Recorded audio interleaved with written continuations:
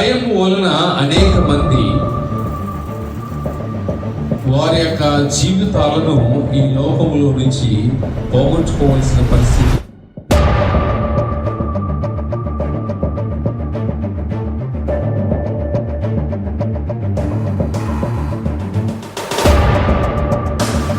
దీనిలాంటి బాబు లాంటి రోగాలు వ్యాధులు ప్రపంచంలో తర్వాత దినాలు రావచ్చు.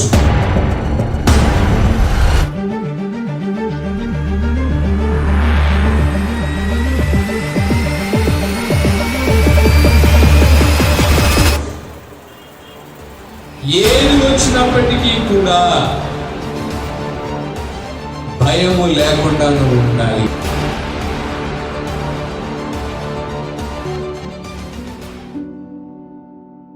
ప్రభువైన యేసుక్రీస్తు నామమున కూడి వచ్చిన మీ అందరికీ, అలాగే లైవ్ కార్యక్రమాన్ని చూస్తున్న ప్రతి ఒక్కరికి కూడా షాలోమ్.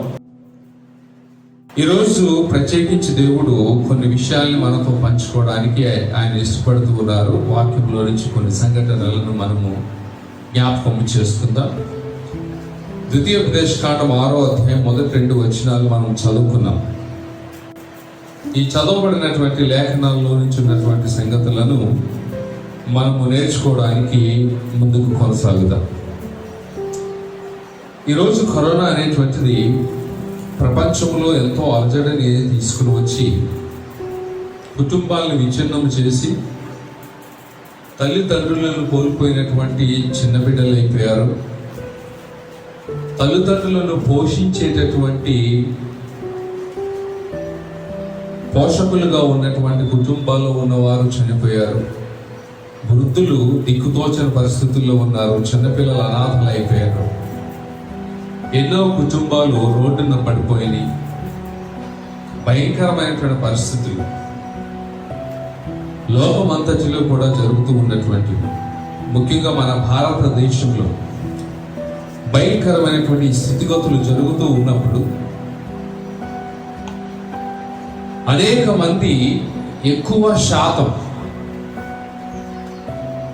కరోనా వచ్చినా రాకపోయినా చనిపోవడానికి ప్రాముఖ్యమైనటువంటి కారణం ఏంటంటే భయం.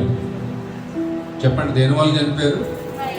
భయం వల్ల చనిపోయారు.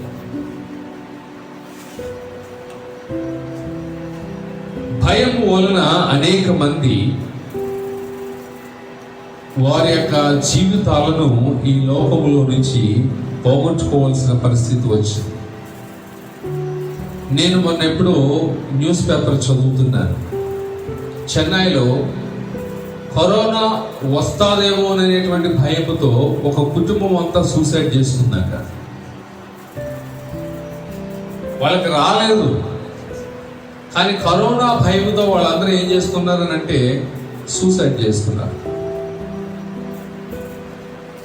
అంటే లోకంలో విచిత్రకరమైనటువంటి విధానములలో ఈ కరోనా పరిస్థితిని బట్టి మరణాలు సంభవిస్తున్నాయి. దీని అంతటికి కారణం ఏంటంటే భయము మనిషిని భయభ్రాంతులకు గురి చేసి చంపేస్తుంది.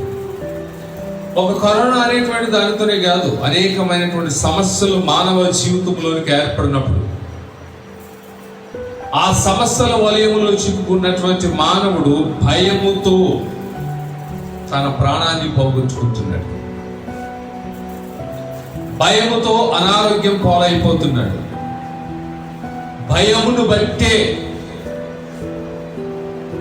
జీవితాలను నాశనం చేసేసుకుంటున్నాడు. నేను ఒక కథ చెప్పాలని ఇష్టపడుతున్నాను. ఒకసారి త్రాచుపాము, ఒక తొండ తెలుసు కదా మీకు, రెండు కలిసి మీటింగ్ పెట్టుకున్నాయట. ఇచ్చాపాటి మాట్లాడుకుంటున్నాయి. అప్పుడు తొండ పాముతో అన్నదంటే, నువ్వు కాటేసినా మనిషి చచ్చిపోడు, కానీ నేను కొరికితే మనిషి చచ్చిపోతాడు అన్నదంట. ఎవరు? తొండ. పామునై పైకి లేచి పడగిప్పి ఎంత మాట అంట. మీరు నమ్ముతారా ఈ మాట? మీరు నమ్ముతారా? కొండ చెప్పిన మాట మీరు నమ్ముతారా? ఏది కలిస్తే చచ్చిపోతారు? పాము గరిస్తే చచ్చిపోయింది. పాము కూడా అంతే కోపం వచ్చింది. నేను గరిస్తే చచ్చిపోడా మనిషి, నువ్వు గరిస్తే చచ్చిపోతాడా, ఏం మాట్లాడుతున్నావు నువ్వు అని చెప్పేసానంటే, కావాలంటే నీకు నిరూపిస్తాను అన్నాడు. సరే నిరూపించాను. అప్పుడు తొండ నేను వెళ్ళి మొట్టమొదట మనిషిని కాటేస్తాను.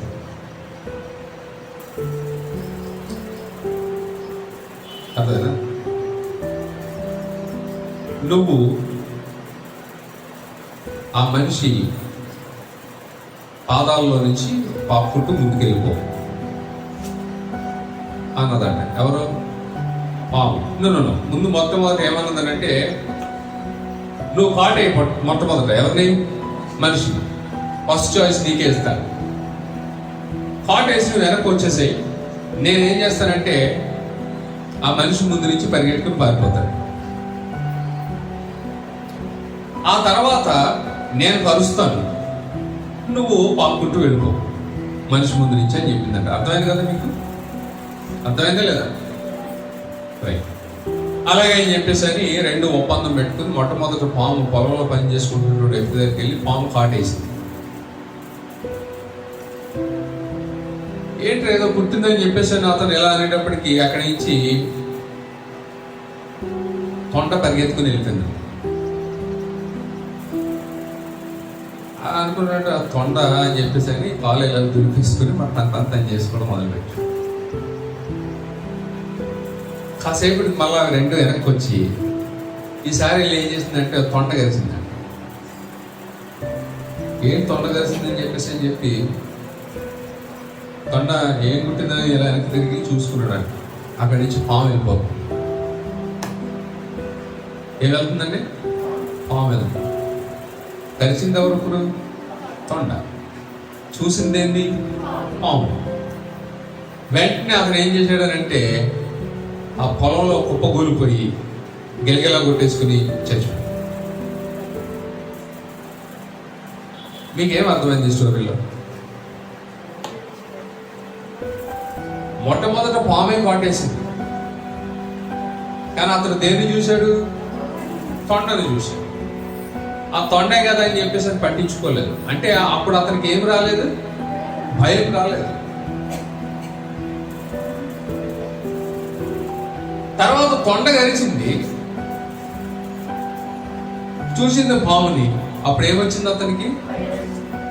అంటే పాము ఘాటు వల్ల చచ్చిపోయాడా, భయం వల్ల చచ్చిపోయాడా? నేను మెడిసిన్ నేర్చుకునేటువంటి దినాల్లో మా లెక్చరర్ ఒక మాట చెప్పాడు. చాలా మంది పాము కాటుకు బలైపోయినటువంటి వారు సైతం కూడా దేని వల్ల ఎక్కువ శాతం చచ్చిపోతారనంటే షాక్ వల్ల చచ్చిపోతారు. వారికి ఒకవేళ మనోనిబ్బరం ఉండి ధైర్యం ఉండి కొంచెం నిలబడగలిగితే వాడిని కాపాడవచ్చు. అంటే భయము మనిషి యొక్క జీవితాన్ని అనేక విధాలైనటువంటి శ్రమల్లోనికి, కష్టాల్లోనికి, చివరికి చావులోనికి తీసుకుని వెళ్తుంది. ఈరోజు ఇక్కడ కూర్చున్నటువంటి మనము జరుగుతున్నటువంటి పరిస్థితి లోకంలో ఏదైతే ఉందో అదే కానీ, వ్యక్తిగతంగా నీ కుటుంబంలో ఏదైతే సమస్యను ఎదుర్కొంటున్నావో దాని విషయంలో కానీ నువ్వు భయపడితే ఆ భయము నిన్నేం చేస్తుందంటే అనగదొక్కేస్తుంది. ప్రతి మనిషికి అనేక రకాలైనటువంటి సమస్యలు ఉంటాయి. ఈ రోజున ఈ కరోనా సిచ్యువేషన్ అనేటువంటిది ఒకరికి చెప్పుకున్న ఓదార్చలేనటువంటి పరిస్థితి.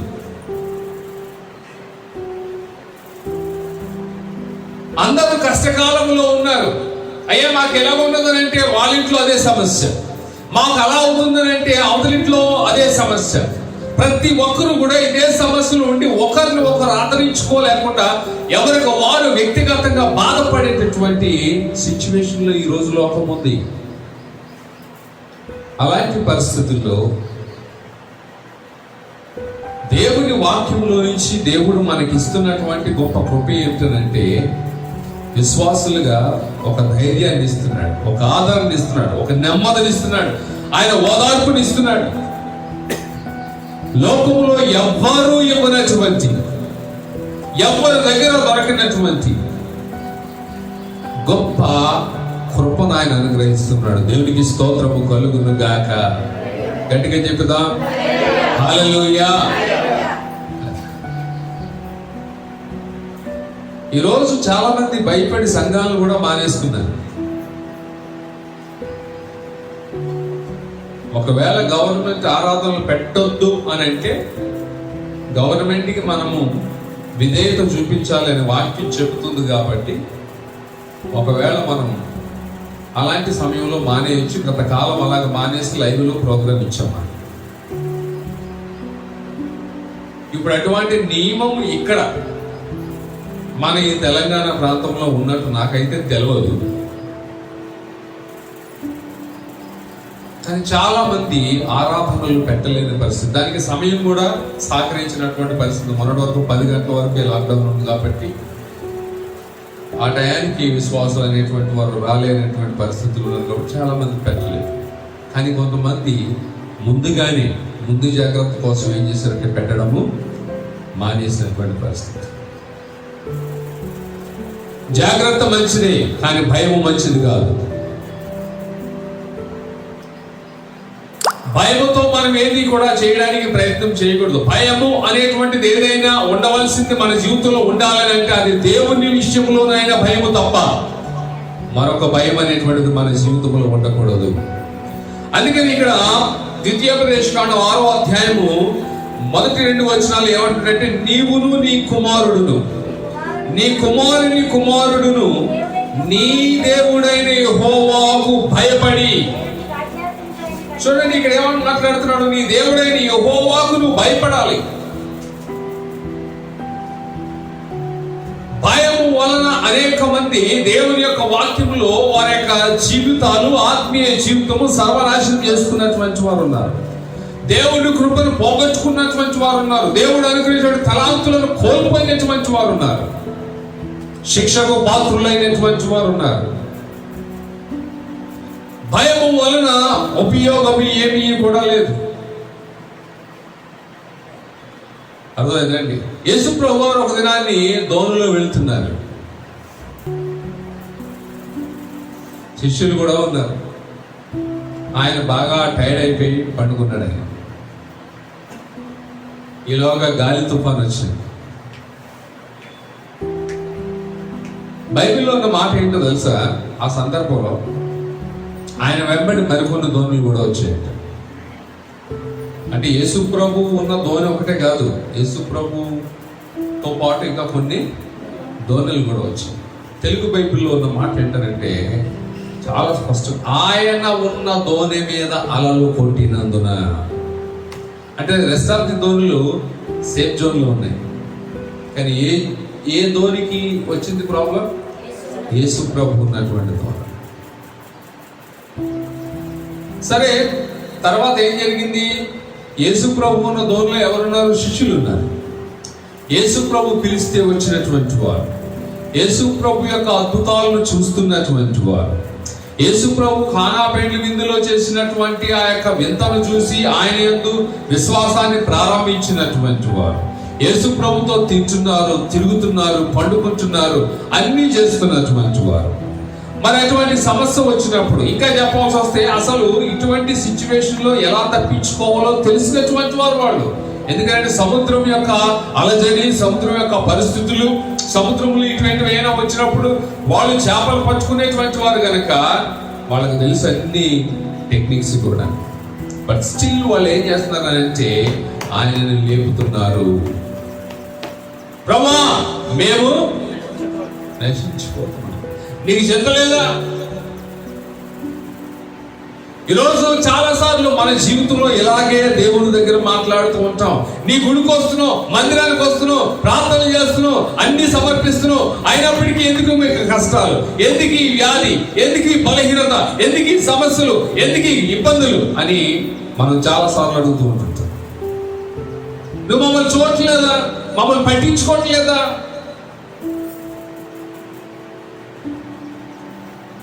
వేదన, దుఃఖం, రోదన, కన్నీరు ఇవన్నీ కూడా మన జీవితాల్లో బయటికి నిట్టూర్పులుగా విడిచిపెడుతూ కొన్నిసార్లు దేవుడిని డిస్టర్బ్ చేసేటువంటి వారుగా మనకు కనబడుతూ దేనిని బట్టి? నీ భయమును బట్టి. నీలో ఏర్పడినటువంటి ఆ భయము ఏం చేస్తున్నానంటే దేవుడు చేసేటువంటి గొప్ప కార్యానికి కొన్నిసార్లు అడ్వాన్స్డ్ గా ఏం చేస్తున్నానంటే దేవుణ్ణి ఇబ్బంది పెడుతూ. అంటే దేవుడు ఇబ్బంది పడేవాడు కాదు, అది వేరే సంగతి. కానీ మనము చాలాసార్లు ఇలాగనే ప్రవర్తిస్తూ ఉంటుంటాము. ఈరోజు నా ప్రియ సహోదరుడా, సహోదరి, ఒకవేళ ఈరోజు కరోనా కావచ్చు, బ్లాక్ ఫంగస్ కావచ్చు, లేకపోతే ఎల్లో ఫంగస్ కావచ్చు, వైట్ ఫంగస్ కావచ్చు, లేకపోతే దీనిలాంటి బావు లాంటి రోగాలు, వ్యాధులు ప్రపంచంలో తర్వాత దినాల్లో రావచ్చు. ఏది వచ్చినప్పటికీ కూడా భయము లేకుండా నువ్వు ఉండాలి. హల్లెలూయా, హల్లెలూయా. జాగ్రత్త పడడం తప్పని నేను అనవసరం, కానీ భయపడవద్దు. ఇదిగో దేవుని రాజ్యానికి వారసులు కాదని దేవుని యొక్క వాక్యం సాధిస్తుంది. అప్పుడెప్పుడో మా చిన్నప్పుడు ఒక పాట ఉంటది, భయము చందకు భక్తుడా. మరి వాళ్ళు ఎందుకంటే ఆ పాట నాకు తెలియదు, కానీ అప్పట్లో చాలా బాగుండేది, మంచి పాట. ఆ పాట పూర్తిగా రాదు. భయము చందకు భక్తుడా, ఈ మాయాలోకం ఇది. ఏ నిమిషానికి ఏం జరుగుతుందో ఎవరికి తెలియదు, ఏ క్షణానికి ఏం జరుగుతుందో ఎవరికి తెలియదు. అర్థమవుతుందా? కరోనా వచ్చిన వ్యక్తి క్షేమంగా ఉంది, ఆమెను పలకరించిన వ్యక్తులు క్షేమంగా ఉన్నారు, దేవుని బిడ్డలైనటువంటి వారందరూ క్షేమంగా ఉన్నారు. మన కళ్ళెదుటే అనేక మంది చిన్న బలహీనత వచ్చినప్పుడు ఇలాగెళ్ళి అలా చనిపోయి వచ్చినటువంటి వారు ఉన్నారు. బట్ ఈరోజు దేవుడు నిన్ను కాపాడుతున్నాడు. నీ యొక్క కుటుంబాన్ని, నీ వ్యక్తిగత జీవితాన్ని ఆయన సంరక్షిస్తూ ఉన్నాడు. కాబట్టి ఈ రోజున నీ కుటుంబంలో ఏదైనా ఒకవేళ అది కరోనా కావచ్చు, లేకపోతే వేరే ఆర్థిక పరమైనటువంటి ఇబ్బందులు కావచ్చు, లేకపోతే మరొక సమస్య కావచ్చు, కుటుంబంలో ఉన్నటువంటి భార్యాభర్తల మధ్యలో ఉన్నటువంటి సమస్యలు కావచ్చు, ఏదైనా కానీ నువ్వు భయపడవద్దు. భయమే మనల్ని ఏం చేస్తుందనంటే ఇబ్బందులకు గురి చేస్తుంది. వీళ్ళు భయపడి యేసయ్యను, మేము నశించిపోతున్నాం, నీకు చింత లేదా? నశించిపోతున్న దోణలను ఆయన ఉన్నాడు. హల్లెలూయా. ఆ విశ్వాసం నీకు ఉండాలి. యాకోబు రాసిన పత్రికను కదా మనం ధ్యానం చేసుకుంటున్నాం. 2వ అధ్యాయంలో 14వ వచనంలో అనుకుంటారు. అక్కడ ఏమని మాట్లాడుతాడో తెలుసా?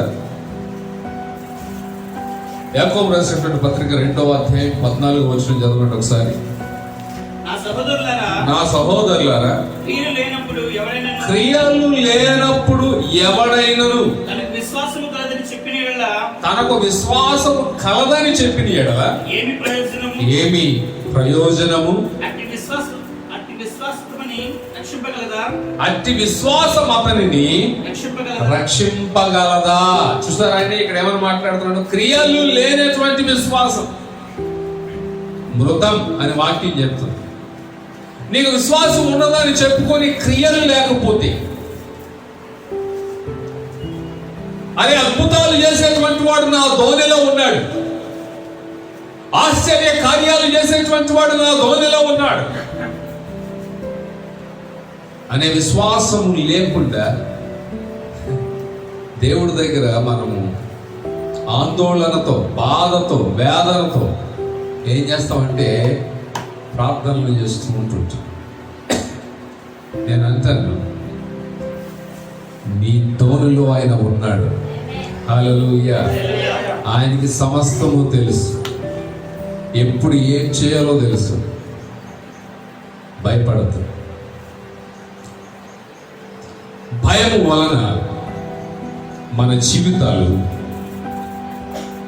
చీకటిమయమైపోతాయి.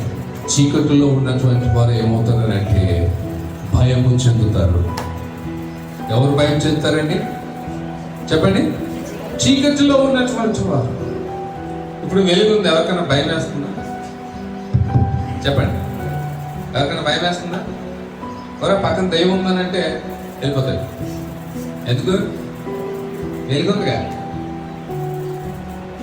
అదే రాత్రి చీకటి పడింది, కరెంట్ ఆగిపోయింది, రోడ్డు మీద ఎవరో తిరుగుతున్నారు అంటే వెళ్తాడా? చెప్పండి. ఆహా. మనం రాత్రి కోటానికి వెళ్ళి అర్థం, ఈరోజు బల్లారాధన తెల్ల బట్టలు ధరించుకున్నాం అందరం కూడా. రాత్రి 12 అయిపోయింది, కోటం నుంచి తిరిగి వస్తున్నాం, కరెంట్ పోయింది, ఒక్కొక్కరు తెల్ల బట్టలు వేసుకోవాలి కదా వస్తున్నాం. ఎవరు వస్తుంటే ఏమనుకుంటారు? అందులోకి ఈ మధ్యలో హంటింగ్ వీడియోలు చేసే వాళ్ళు ఎక్కువైపోయారు. అర్థమైందా? దయ్యాల మొక్కలకి వెళ్ళి దయ్యాలు ఉన్నాయా లేదా అని కనిపెట్టే వాళ్ళు చాలా మంది ఎక్కువైపోయారు. కాబట్టి అటువంటి వాడు ఎవడన్నా చూసి దూరం నుంచి ఎవరో అందరూ దయ్యం అని చెప్పేశారు.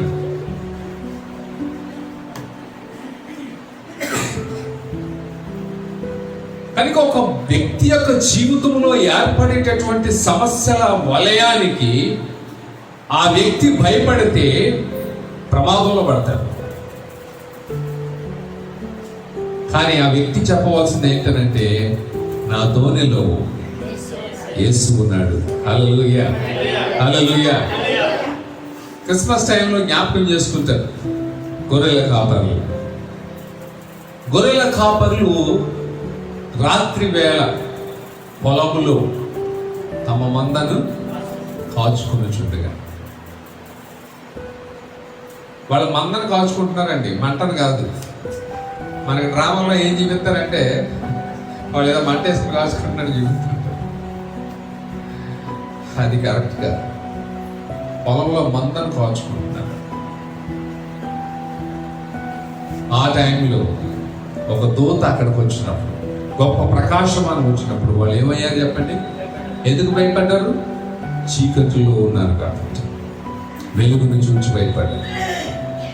యోహాను సువార్తలో మనం చూస్తాం, లోకం మీదకి వెలుగు వచ్చింది, కానీ చీకటి దాని క్రియలు చెడ్డమైనందున, తెలుసు కదా మనకి, వెలుగును చూసి ఏం చేస్తుందంటే అది దాక్కున్నట్టు భయపడుతున్నట్టు.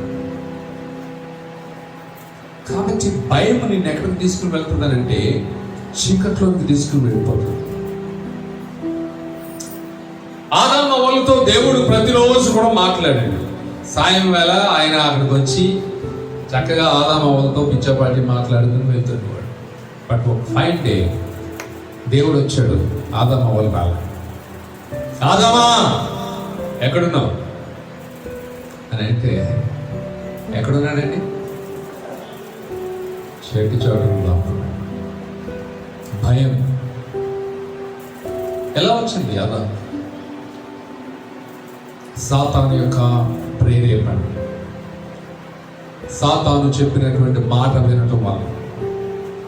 దేవుని బిడ్డలను గమనించండి, దేవుని మాటను వినకుండా, దేవునికి భయపడకుండా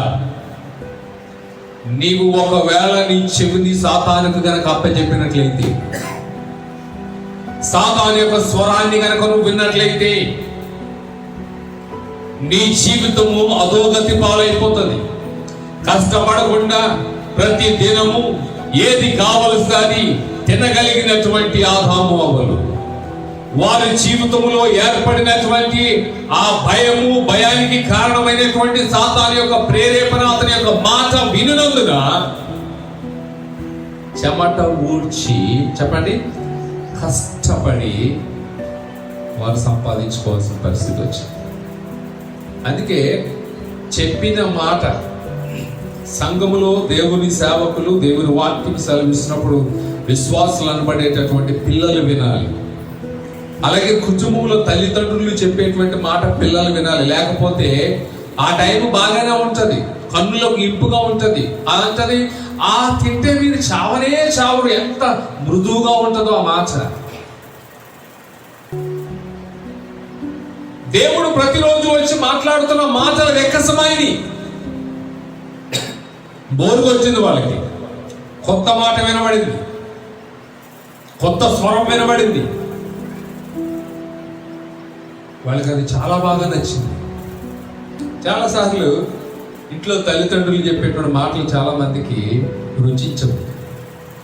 వాళ్ళకి ఎలాంటి మాటలు రుచిస్తుంటే బయట ఎవడో మూడోవాడు చెప్పే మాటలు బాగా రుచిస్తాం. థర్డ్ పార్టీ చెప్పే భార్యాభర్తలకి భర్త చెప్పే మాట భార్యకు, భార్య చెప్పే మాట భర్తకి రుచించవు. వీళ్ళ మధ్యలో ఇంకోడు అతడు మూడోవాడు ఎవడో, వాడు చెప్పే మాటలు బాగా రుచిస్తుంటాడు. దాంతో కుటుంబాలు ఏమైపోతున్నాయో తెలుసండి, సర్వనాశనం అయిపోతుంది. ఒక వ్యక్తి దేవుని మాటను కాకుండా, దేవునికి భయపడకుండా వేరే దాని యొక్క మాటను ఆలకించి తను ఎప్పుడైతే లోకంలోనికి దిగిపోతాడో, చీకటిలోనికి దిగిపోతాడో, ఊపిలోనికి దిగిపోతాడో, అతని జీవితంలో ఆ రోజు నుంచి ఏం ప్రారంభం అవుతుందనంటే ఆందోళన ప్రారంభం అవుతుంది. వారికి తెలియకుండానే లోపల చెప్పండి ఆందోళన ప్రారంభం అవుతుంది. ఆ ఆందోళనే నీ జీవితంలో ఉన్నటువంటి భయం. మా చిన్నప్పుడు ఒక కథ విన్నాను, మా సండే స్కూల్ టీచర్ చెప్పినటువంటి కథ. సాధారణంగా ఇది లాజరు మరియ మార్తల గురించి చెబుతూ ఉంటుంటారు.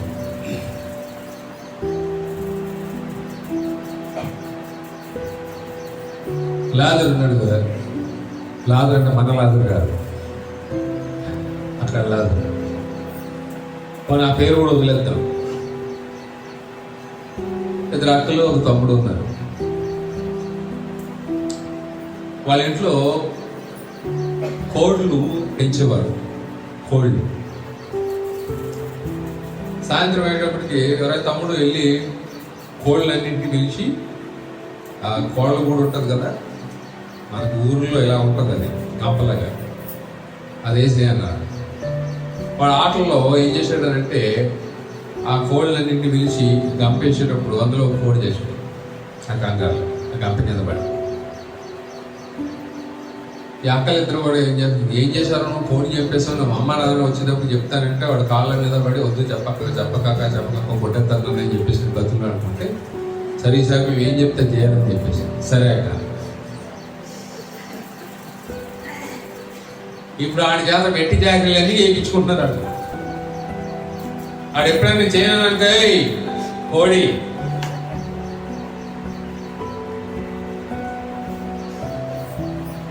వారిలో ఉన్నటువంటి భయము వాడిని ఎక్కడికి తీసుకువెళ్ళింది, బానిసత్వంలోకి తీసుకుని వెళ్ళింది.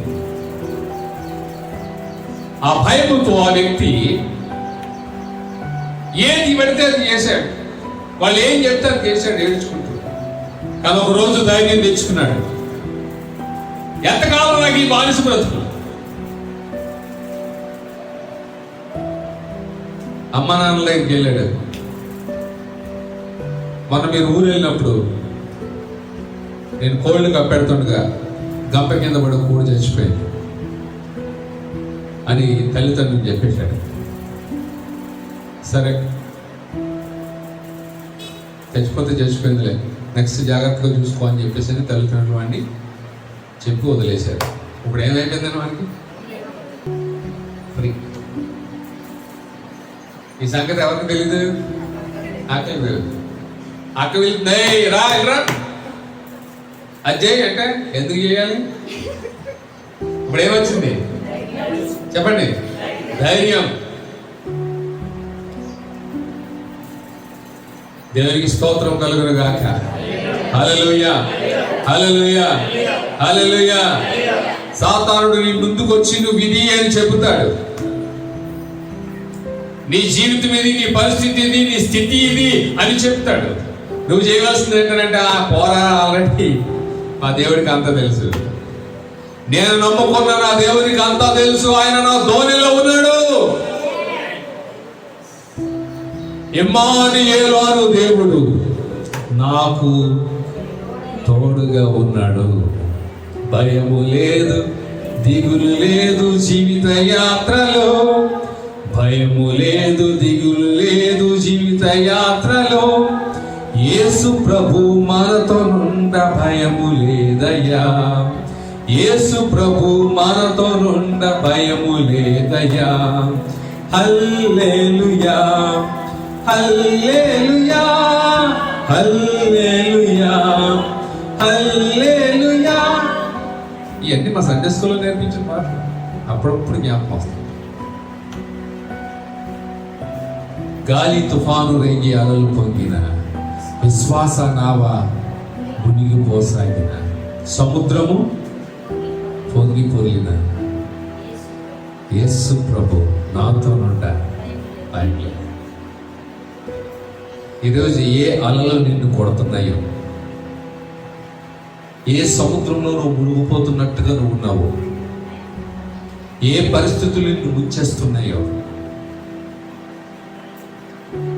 నీ ధోనిలో ఉన్న యేసయ్య కంటే గొప్పవి కావాలి. ఆయన లేచి వాటిని గద్దించినప్పుడు సముద్రం నిమ్మలమైంది, గాలి అణిగిపోయింది. దేవుని స్తోత్రం. హల్లెలూయా, హల్లెలూయా. కాబట్టి యేసయ్యను నీ ధోనిలో పెట్టుకో.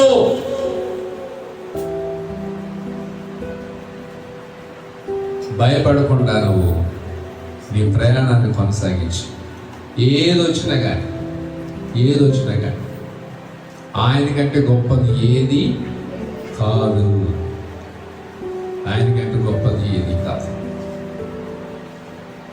బైబిల్లో ఇంకొకడు ఉన్నాడు, దాదాపు ఒక 3 బ్యాచ్. అందులో ఒక బ్యాచ్కి ఆయన ఒక 10 తలాంతులు ఇచ్చాడు, ఇంకొక బ్యాచ్కి 5 తలాంతులు ఇచ్చాడు, ఇంకొకరికి 1 తలాంతి ఇచ్చాడు.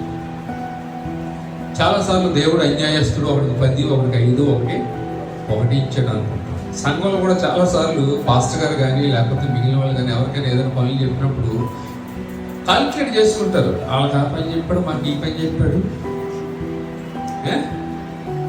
వాళ్ళకి అలాంటిది ఇచ్చాడు, మాకు ఎలాంటిది ఇచ్చాడు, వాళ్ళకేమో సిగ్నేయడానికి ఇచ్చాడు, మాకేమో ఇదిగో ఏంటి ఆకులు ఇవ్వడానికి ఇచ్చాడు. ఇవన్నీ మనం పెట్టుకోకూడదండి. దేవుడు నీకు ఇచ్చిన తలాంతుని దేవుని మహిమ కొరకు వినియోగించుకోవాలి. హల్లెలూయా, హల్లెలూయా. స్టెఫను ఎంత గొప్ప వ్యక్తో ఆలోచించండి. అసలు హతసాక్షుల్లో మొట్టమొదటి వాడు ఎవరనంటే స్టెఫన్. కానీ ఆదిమ సంఘములో అందరూ ఒకచోట భోజనం చేసేటప్పుడు అక్కడున్న విధవరాండ్రుని చిన్న చూపు చూస్తున్నారని సంఘంలో అలజడి పుట్టినప్పుడు అందులో 7గురిని ఆత్మతోనూ జ్ఞానంతోనూ నిండుకున్న వారిని ఏర్పాటు చేసుకుంటూ అందులో స్టెఫను ఒకడు. చరిత్రకారులు ఏమని చెప్తారంటే ఆ స్టెఫను చేసిన పని ఏంటనంటే వారు తినేసిన తర్వాత తినినటువంటి ఆకులను ఎత్తేవాడంట. ఎవరండి? స్టెఫన్. ఆకులను ఎత్తడానికి ఎలాంటి వాడు కావాల్సి వచ్చింది? ఆత్మతోనూ జ్ఞానంతోనూ నిండుకున్న వాళ్ళు కావాల్సి వచ్చింది. అందుకని తెంగర వేషాలు వేసి ఇక్కడికి వచ్చి పాటలు పాడాలంటే నేను ఇష్టపడను. తెంగర పనులు చేసి అక్కడికి వచ్చి వాయించాలంటే ఇష్టపడను నేను.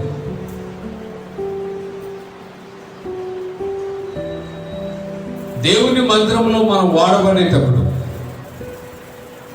జాగ్రత్తగా ఉండాలి.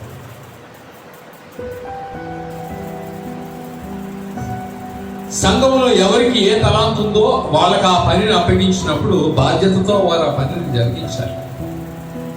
జరిగించకపోతే వాళ్ళు ఎటువంటి వాళ్ళు దేవుని వాక్యం క్లియర్ గా చెప్తుంది. వాళ్ళకి ఎలాంటి శిక్ష ఉందో కూడా దేవుని యొక్క వాక్యం క్లియర్ గా చెప్తూ ఉంది. 10 తలాంతులు ఇచ్చి ఏమన్నాడంటే నేను మరలా తిరిగి వస్తాను, నువ్వు నాకు అకౌంట్స్ ఇవ్వాలని చెప్పేసి అని చెప్పాడు యజమానుడు. వెళ్ళిపోయాడు ఆయన. ఈ 10 తలాంతుల వాడు మరొక 10 తలాంతులను సంపాదించాడు. అంటే 10కి 10 20. 5 తలాంతుల వాడు 5 తలాంతులను సంపాదించాడు. 5కి 5 10. 1 తలాంతుడు ఏం చేశాడో తెలుసా? వాడు బైబిల్లో మాట్లాడాడు తెలుసా? భయపడి. ఏం పడండి? భయపడి ఆ తలాంతు తీసుకెళ్ళి ఎక్కడ పెట్టాడు? భూమిలో పెట్టాడు. పాడవాడంటే నేను పాడను, ప్రార్థన చేయంటే నేను చేయను, వాక్యం చదవంటే నేను చదవను. మరి ఏం చేస్తారు? వచ్చి వెళ్ళిపోతావా? ఒకవేళ చదువుకోవాలనేటువంటి వాడు వాక్యం చదవలేకపోవచ్చు, కానీ ప్రార్థన చేయడం వచ్చు కదా, పాటలు పాడడం వచ్చు కదా. కళ్ళు లేనటువంటి వారు దేవుని కొరకు అద్భుతంగా ఓడబడుతున్నారు. నీ కళ్ళు ఉన్నాయి కదా. కాళ్ళు చేతులు లేనటువంటి వారు అద్భుతంగా దేవుని కొరకు ఓడబడుతున్నటువంటి వారు. నీకు అన్ని అవయవాలు బాగానే పనిచేస్తున్నాయి కదా. ఎందుకు దేవుని కొరకు నీకున్నటువంటి కృపను పోగొట్టుకుంటున్నావు? దేవుడు నీకు అనుగ్రహించినటువంటి ఆ యొక్క ధన్యతను చేతులారా భూమిలో కప్పెట్టుకుంటున్నావు. ఎందుకు పనికిరానటువంటి విశ్వాసం వలె సంఘంలో ఎందుకు నువ్వు నిలబడుతున్నావు? కారణం ఏంటో తెలుసా? భయం. భయం భయము వలనే నువ్వు ఏ పని చేయలేకపోతున్నావు. దేవుని యొక్క సన్నిధి ప్రార్థన చేయండి అంటే భయం వేస్తుందండి. వాకింగ్ చేయాలంటే నేను ప్రిపేర్ కాలేదండి. వాకింగ్ చేయడానికి ప్రిపేర్ అండి.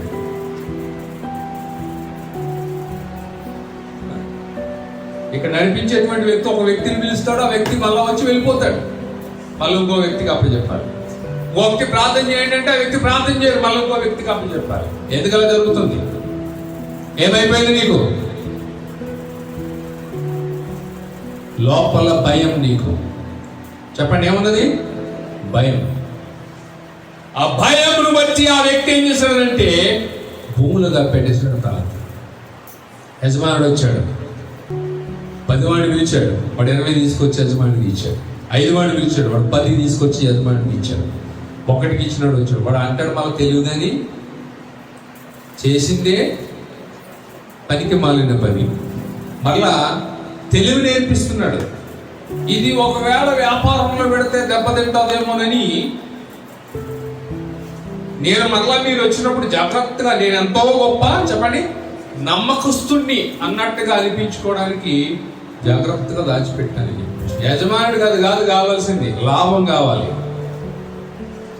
లోకంలో ఎంతమంది ఉండగా ఎందుకు నిన్నే రక్షించుకున్నాను? లోకంలో ఎంతమంది నశించిపోతున్నటువంటి వారు ఉంటే నిన్నే ఎందుకు నా సంఘంలోనికి పిలుచుకున్నాను? లోకంలో ఎంతమంది ఉంటే ఎందుకు నా సన్నిధిలో నిన్ను నిలబెట్టారు?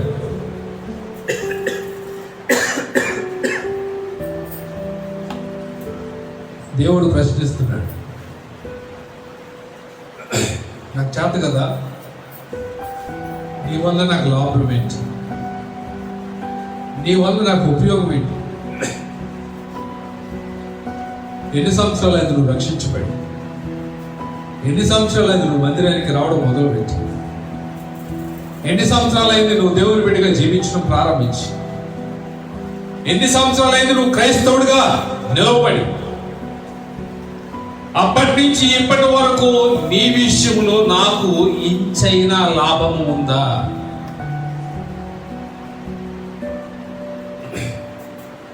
మారు మనసుకు తగిన ఫలములను ఫలించి. ఇప్పుడు నువ్వు చెట్టు వేసుకున్నావండి, ఒక పాదు వేసుకున్నావు, చెట్టు వేసుకున్నావు, కాయలు కాయట్లేదు, ఏం చేస్తావు నువ్వు? చెప్పండి. ఉంచుకుంటావు అలాగా? ఎందుకు ఉంచుకో? అది ఫలించట్లేదు. ఫలించినప్పుడు ఎందుకు నాకు ఉపయోగం? దీనికి నారు పోసి, నీరు పోసి, మధ్యలో ఎరువులేసి, నా టయాన్ని అంతా దానికి పెట్టి, ఇంత పెద్దదైన తర్వాత కాయలు కాస్తుందంటే కాయలు కాయకుండా నోరు పూసుకుని కూర్చుంది. ఎందుకు ఎవరికి అవసరం అని చెప్పేసి అది దాన్ని కొట్టు పడేస్తాను. దేవుడు కూడా నీ విషయంలో చేసేది అది. నీ వలన నాకు లాభం ఏంటి? నా కొరకు, నా నామము కొరకు, నా మహిమ కొరకు, లోకం యొక్క రక్షణ కొరకు, నా రాజ్య వ్యాప్తి కొరకు ఏం చేసావు? సంఘంలోని సీనియారిటీ ఎంత? నా విషయంలో నువ్వు ఏమి జరిగించావు? హెబ్రీయులకు రాసిన పత్రికలో చెప్తాడు, దేవుడు తన కార్యములను ముగించి విశ్రమించిన ప్రకారం, దేవుడు తన కార్యములను ముగించి విశ్రమించిన ప్రకారం ఆయన విశ్రాంతిలోనికి ప్రవేశించువాడు కూడా తన కార్యములను ముగించాలి. అర్థమవుతుందండి? అంటే దేవుని యొక్క విశ్రాంతిలోనికి నువ్వు ప్రవేశించాలని అంటే మనం చనిపోయిన తర్వాత మన సమాధి మీద రెస్టింగ్ ఫీస్ చాలా మంది పెడుతుంటారు. RIP అని పెడుతుంటారు. అంటే వీళ్ళు సర్టిఫికేట్ ఇచ్చేసారు కాబట్టి వాళ్ళు ఫీజులోకి వెళ్ళిపోయి రస తీసుకుంటున్నారు. వీడు ఎంత దరిద్రుడైనా కానీ లేదా స్టేట్మెంట్లో ఏమన్నది మూడు లెటర్లు టైప్ చేయడం పెద్ద సమస్య ఏంటి? ఆర్ఐపి. నేను కొత్తలో నాకు అర్థమైంది కదా, ఆర్ఐపి ఏంటంటే తర్వాత అర్థమైంది చాలా కాలానికి ఏంటంటే రెస్ట్ ఇన్ పీస్ అంట. ఆడి చదువుతానేమో తాగుబోతుడు, ఏం పెడతాడంటే రెస్ట్ ఇన్ పీస్. వెళ్తాడా పీస్లోకి? చెప్పండి, వెళ్తాడా? నెవర్. ఆయన విశ్రాంతిలోనికి ప్రవేశించాలంటే సంఘములో దేవుడు నీకు అప్పగించినటువంటి ప్రతి బాధ్యతను కూడా ఒక విశ్వాసగా నువ్వు ఏం చేయాలి తెలుసా? నెరవేర్చాలి. లేకపోతే నువ్వు విశ్రాంతిలోనికి వెళ్ళవు. నేను చెప్పట్లేదు, బైబిల్ చెప్తుంది. అప్పుడు నువ్వు అనుకోవచ్చు, మరి ఎన్ని సంవత్సరాలు సీనియారిటీ వేస్తేనా? ఎంతకాలం నేను ఏవైతే చేస్తున్నా ఎన్ని వృధా పోవాల్సిందేనా? ఎస్. మోషే గారు అంతా నడిపించాడు, ఎన్నో ప్రాబ్లమ్స్ ఎదుర్కొన్నాడు, గొప్ప గొప్ప అద్భుతాలు చేశాడు. కానీ వాగ్దాన దేశంలో పడుగు పెట్టాడా?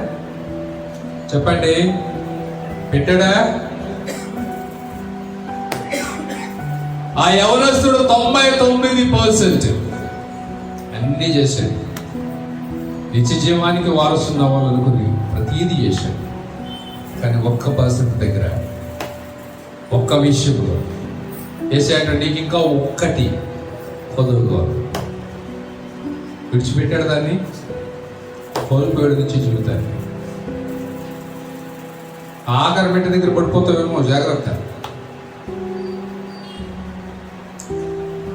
ఆయన విశ్రాంతిలో ప్రవేశించేటువంటి వాడు కార్యములను ముగించి, చెప్పండి,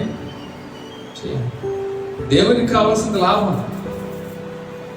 అంతేగాని నువ్వు ఆదివారం గుడికి వచ్చి వెళ్ళిపోయి విశ్వాసగా దేవుడికి ఉండాలని కోరుకోవట్లేదు. విశ్వాసి అంటే విశ్వాసకి దేవుడు కొన్ని క్వాలిఫికేషన్స్ ఇచ్చాడు, కొన్ని క్వాలిటీస్ ఇచ్చాడు, కొన్ని రెస్పాన్సిబిలిటీస్ ఇచ్చాడు.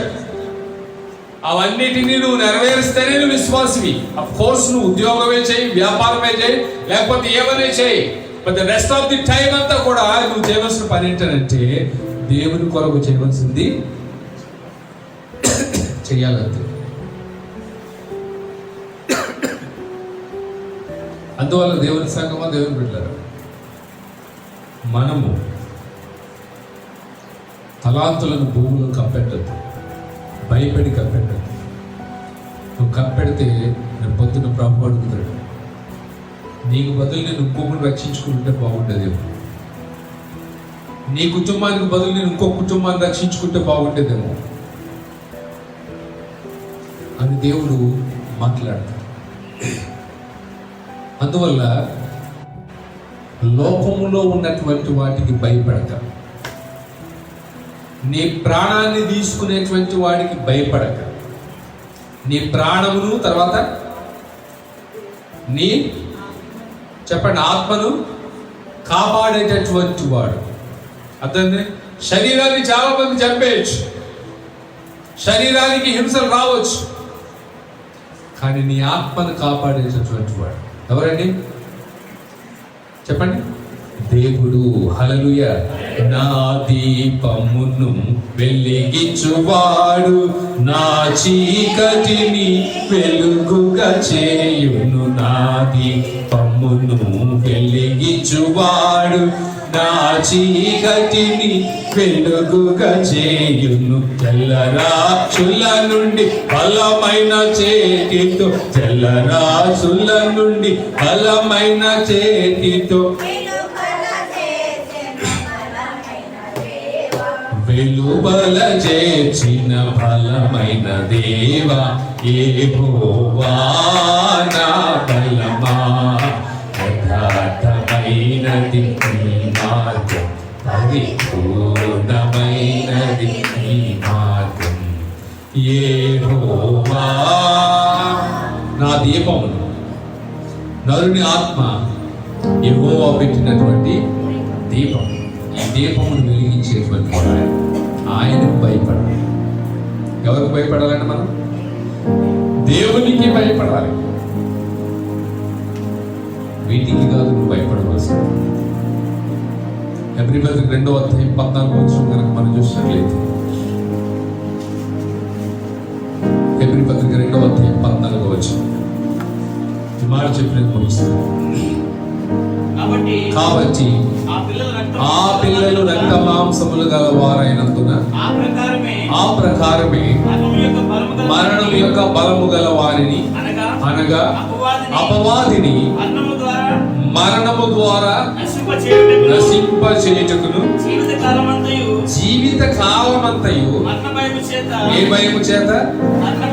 మరణ భయము చేత దాస్యమునకు లోబడినటువంటి వారిని విడిపించడానికి ఆయన కూడా రక్త మాంసములలో పాల్గొనను. మరణ భయము చేత దాస్యానికి లోబడినటువంటి భయము మరణానికి దారితీస్తుంది, దాస్యానికి దారితీస్తుంది. దాన్ని విడిపించడానికి ప్రభువైన యేసుక్రీస్తు వారు కూడా రక్త మాంసములలో పాల్గొనాడు.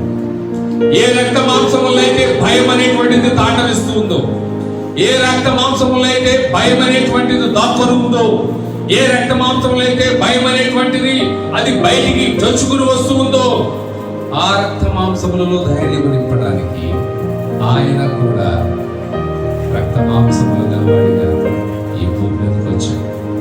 ఆ దేవాది దేవుడు నరావతారిగా ఈ భూమి మీదకి వచ్చి నీ కొరకు నా కొరకు తన పరిపూర్ణముగా తన రక్తాన్ని చిందించి ప్రాణాన్ని పెంచి నీకు నాకు ఏమిచ్చాడంటే మరణ భయం నుంచి విడుదలనిచ్చాడు. హల్లెలూయా, హల్లెలూయా. మరణ భయము చేత దాస్యమునకు లోబడిన వారిని విడిపించడానికి ఈరోజు నా ప్రియ సోదరుడ సోదరి, నువ్వు ఏ సమస్య, ఏ కష్టం, ఏ బాధ, ఏ వ్యాధి, ఏ ఇబ్బందితో నువ్వు కన్నీరు కాల్చుకోవో భయపడుతున్నావో, ఆ భయానికి దేవుడు నీకు ఇస్తున్న ధైర్యం ఏంటో తెలుసా? నేనున్నాను నిన్ను విడిపించడానికి. నిన్ను విడిపించడానికే నా ప్రాణాన్ని పెట్టాను, నిన్ను విడిపించడానికి నా రక్తాన్ని కార్చాను. ఈరోజు ఆయన రక్తానికి సాదృశ్యం ఉన్నటువంటి ద్రాక్షరసం, ఆయన శరీరానికి సాదృశ్యం ఉన్నటువంటి రొట్టెను మనం స్వీకరించగలుగుతాం. ఇదే నీ జీవితంలో నింపేటువంటి ఆయన. హల్లెలూయా, హల్లెలూయా.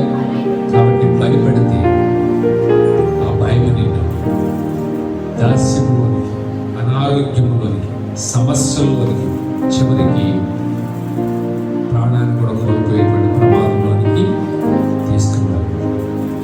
యెహోవాకు భయపడి, ఇందాక మనం ద్వితీయోపదేశకాండం 6వ అధ్యాయం 1-2 వచనాలు చదువుకున్నట్లుగా, నీవు నీ కుమారులను ఎవరికి భయపడాలి? యెహోవాకు భయపడాలి. ఆయనకు భయపడాలి. ఆయనకు భయపడినప్పుడు నీ జీవితం సురక్షితంగా ఉంటుంది. హల్లెలూయా. నీ జీవితం ఆరోగ్యకరంగా ఉంటుంది, నీ జీవితం ఆనందకరంగా ఉంటుంది, నీ కుటుంబం సంతోషకరంగా ఉంటుంది. దేవునికే మనము భయపడవలసినటువంటి వారు. తలలు వచ్చాడు, మోకరించండి, ప్రార్థన చేసుకున్నాం. బల్ల తీసుకున్న వాళ్ళు ముందుకు వచ్చి మోకరించండి, బల్ల తీసుకున్నటువంటి వారు వెనకకి వెళ్ళి మోకరించండి, మోకరించిన వాళ్ళు లేచి నిలబడండి. చెప్పబడిన మాటలను తలపోసుకుంటూ దేవుని సన్నిధిలో ఒకసారి మన జీవితాన్ని పరిశీలన చేసుకుందాం. దేవుని సన్నిధిలో పరిశీలన చేసుకుందాం, పరీక్ష చేసుకుందాం. అందరూ మోకరించి ప్రభు సన్నిధిలో మోకరించి ప్రార్థనలో ఏకీభవించాయి. Thank you Jesus. Hallelujah, hallelujah, hallelujah. స్తోత్రం, స్తోత్రం, స్తోత్రం. నా ప్రియ సోదరుడు సోదరి, ఈరోజు దేవుడు నీతో, నాతో, మనతో సూటిగా స్పష్టంగా ఆయన మాట్లాడుతూ వచ్చినాడు. ఇదిగో నీ జీవితంలో ఒకవేళ భయం అనేటువంటిది నిన్ను వెంటాడుతూ, భయాందోళనలతో నీ జీవితంలో ఎదురవుతున్న సంఘటనలను బట్టి నువ్వు ఒకవేళ బాధపడుతూ ఉన్నావేమో, కృంగిపోతూ ఉన్నావేమో, నశించిపోయే స్థితిలోకి వచ్చేసావేమో, అనారోగ్యపు పాలవుతున్నావేమో, దేవుడు నీతోనే మాట్లాడుతూ ఉన్నాడు. నా కుమార్తె, ధైర్యంగా ఉండు, భయపడకు. ఆయన నీ విషయంలో ఆయన వాగ్దానం చేస్తున్నాడు. నీ విషయంలో ఆయన లక్ష్యము కలిగి ఉన్నాడు. ఆయనకు తెలుసు నీ వేదన, ఆయనకు తెలుసు నీ దుఃఖం, ఆయనకు తెలుసు నీ మీద పడుతున్నటువంటి అలలు, ఆయనకు తెలుసు నువ్వు ఏ ప్రమాదకరమైన పరిస్థితుల్లో ఉన్నావు.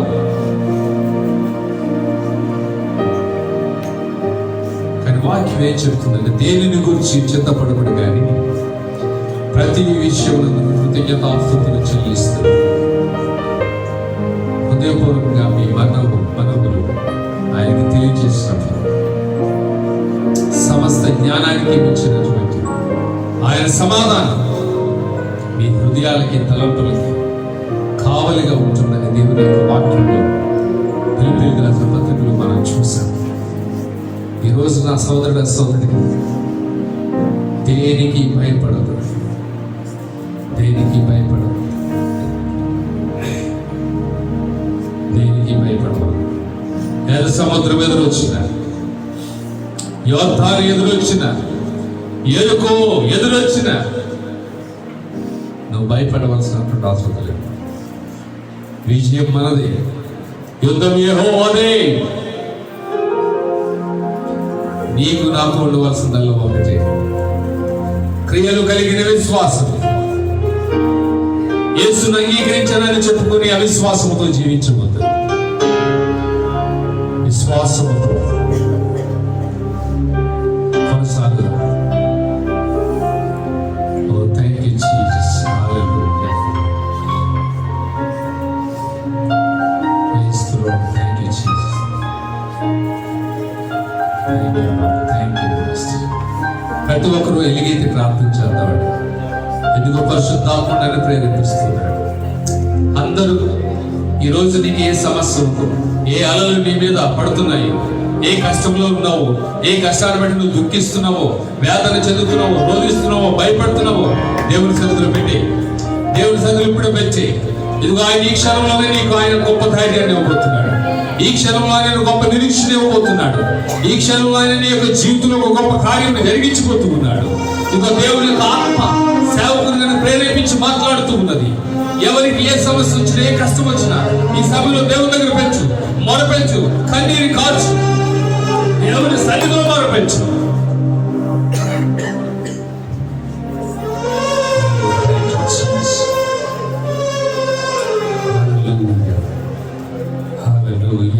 స్తోత్రం.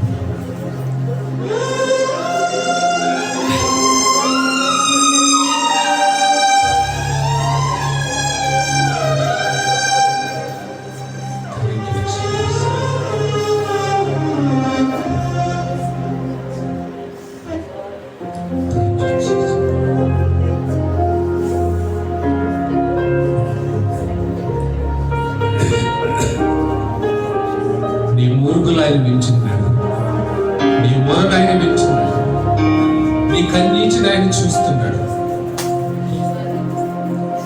నీ దుఃఖమును ఆయన గమనిస్తున్నాడు.